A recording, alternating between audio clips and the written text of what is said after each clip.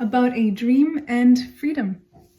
So a few months back, a person that I had a lot of history with comes into my life, and after meeting with this person and realizing that we really need to go our separate ways, we have a little ritual where I call forth freedom and I tell him, set me free, set me free. I just beg of you, set me free, let me go. So I have that meaningful encounter with this person, and that very same night I have a magical dream. So my dream goes as follows. I have a contract with prison, okay? So the contract with prison is that I spend 50% of my time free, and then I spend the other 50% of my time in jail or in prison. And so every day there's a van that comes, picks me up, takes me to prison, and when my time in prison is done, then I am brought back to my free state, and then I just do this dance between my free self and then my imprisoned self forever. That's just kind of this contract, is this agreement that I have with prison. That's just the way life works in this dream, and I've accepted it and I've made my peace with it.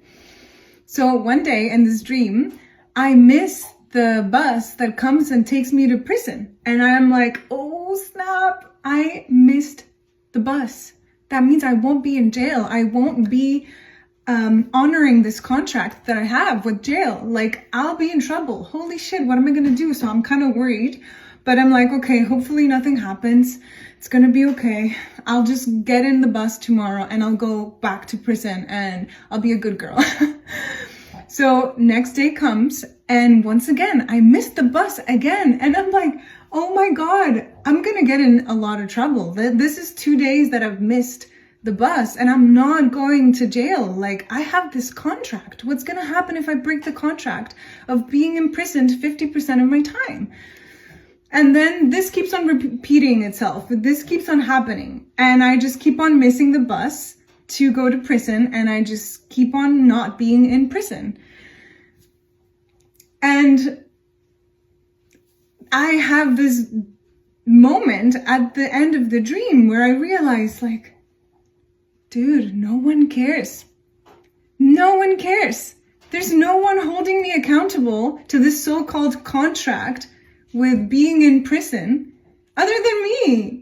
I was my own jailer. I was my own prosecutor. I was the one that wrote that contract and that was honoring it because I thought I had to be imprisoned for 50% of my time.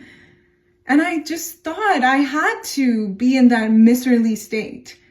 But no one cared. Turns out there was no prosecutor. There was no one holding me accountable to that. I could have just decided not to go to prison and just not been in jail. And that would have been my prerogative. But I had decided I was going to spend 50% of my time in jail. And all that time I had held myself hostage in jail, 50% of my time. Because I did that. And like, I can't tell you how monumental this dream was, because it opened my eyes to the concept of freedom, to self-accountability and self-responsibility, to free will, to choices, whether they're conscious choices or unconscious choices or contracts or mandates. And it just freed me so much, not even necessarily from this relationship. This was bigger than the context that had originated this contemplative dream about freedom. This opened up my eyes to something greater, which is what, you read in books and you're like, yeah, that sounds so great. But like, in reality, it just doesn't click. And what that is that we are already free. We are already free. But we, in our, ignorant state and our blind state, we forget that we're free. And so we're constantly moving through life trying to chase that freedom. If only I am loved by this person. If only I'm rich and have financial security. If only I am able to fulfill my goals and my dreams, then I'll be free, right? But until then, I have to just like suffer and struggle and be in pain. That's what we tell ourselves. That freedom is this thing, this dangling carrot that we kind of need to chase after if we're a good boy or a good girl, if we do the right thing, right? And the joke, the cosmic joke, is that we were free all along.